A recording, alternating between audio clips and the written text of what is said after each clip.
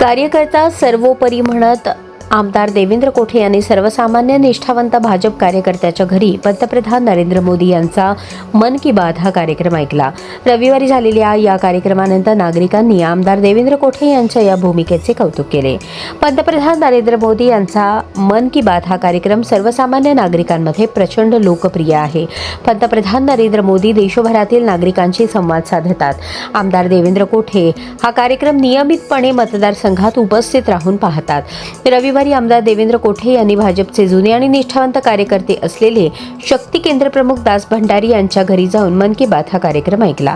दास भंडारी हे भारतीय जनता पार्टीचे पूर्ण वेळ काम पाहतात।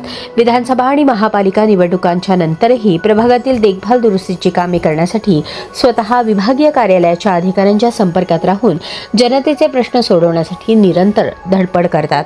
अशा कार्यकर्त्यांना बळ देण्यासाठी आमदार देवेंद्र कोठे यांनी त्यांची निवड करून मन की बात ऐकण्यासाठी शक्ती केंद्र प्रमुख दास भंडारी यांच्या निवासस्थानी भेट दिली।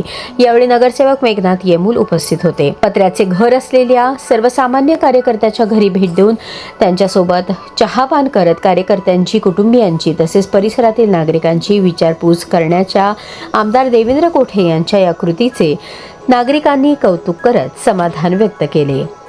कार्यकर्त्यांच्या घरीच ऐकणार मन की बात। भारतीय जनता पक्षाला सोलापूर शहर, जिल्ह्यात, राज्यात आणि देशभरात यशामागे भाजपच्या कार्यकर्त्यांचा सिंहाचा वाटा आहे।